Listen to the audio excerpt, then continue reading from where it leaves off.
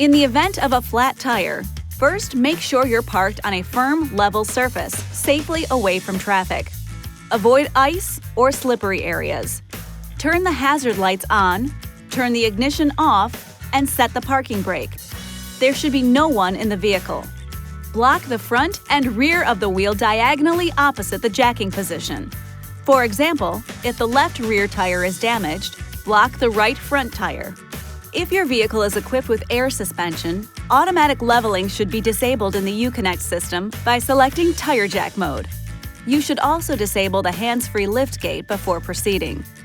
The scissor jack and tire changing tools are in the rear cargo area under the load floor. Remove the storage cover by pressing the two side tabs and lifting up. Then, remove the jack and tools. You'll find the spare tire underneath the rear of the vehicle, held in place by a cable winch mechanism. Remove the plastic plug covering the access hole. Attach the lug wrench to the square socket extension and fit the extension over the drive nut. Turn the lug wrench counterclockwise on the nut until it stops, and the spare tire is on the ground with enough slack in the cable to allow you to pull the tire out from under the vehicle. Pull the metal bracket toward you until you can rotate the bracket and feed it through the hole in the wheel. Now go to the damaged tire and use the lug wrench to loosen, but do not remove the lug nuts. One turn counterclockwise with the wheel still on the ground. Triangular symbols on the sill molding indicate the front and rear jacking locations. To change a front tire, place the jack on the body flange just behind the front tire.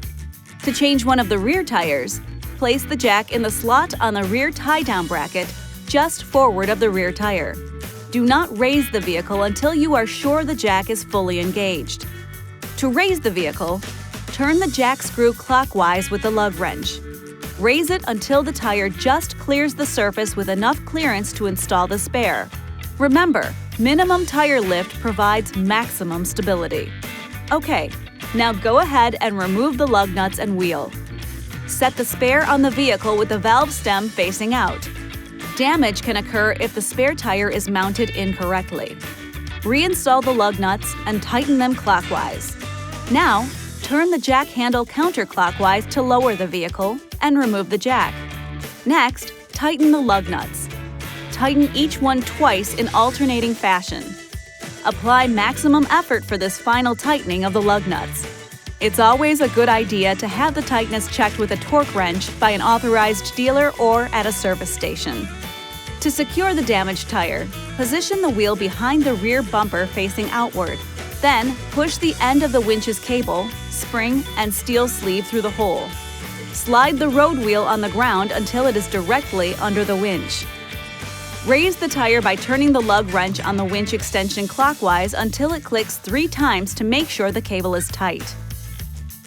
Now just secure the jack and tools in their proper locations and you're ready to go. This video is not intended to take the place of your owner's manual. For complete details and other important safety information, please see your owner's information.